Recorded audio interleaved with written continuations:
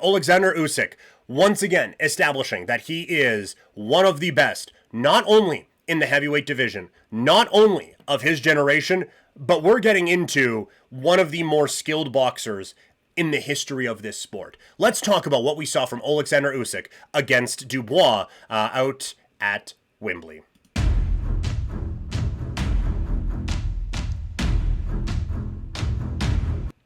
Oleksandr Usyk is at or near the top of every pound-for-pound ranking, and he showed why, even though those were kind of made basically to say, like, okay, if everyone was the same size, who would win? And that tends to take away from the heavyweights. You're not taking away from this guy. Oleksandr Usyk with a complete performance, knocking out Dubois out at Wembley. This was brilliance, right from the word go. With Usyk, his counterpunching and ability to land on the back foot was spectacular.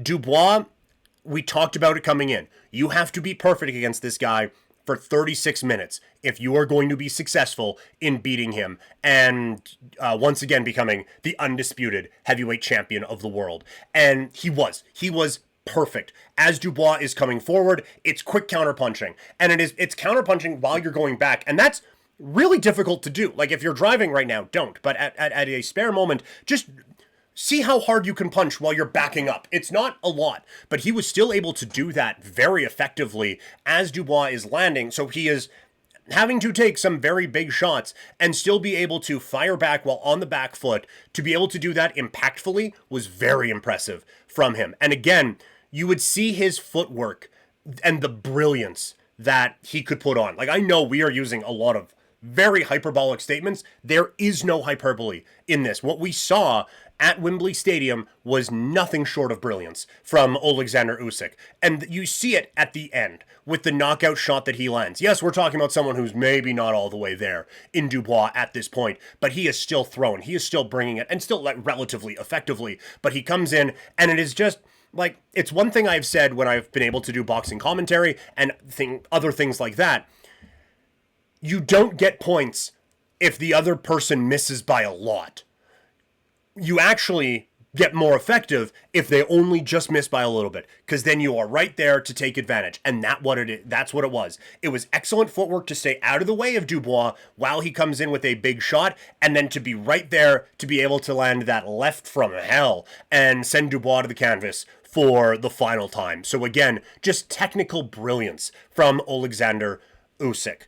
Don't forget, wherever you are tuning in here on Couch Potato Diary, whether it's a follow button, a subscribe button, or anything else that lets you keep it locked with everything we are doing here at Couch Potato, hit that button. It really does help out a lot. If you are watching on YouTube later on, hit that subscribe button or hit the notification bell so you know when the next stuff is coming from Couch Potato Diary. So overall, a fantastic performance from Oleksandr Usyk.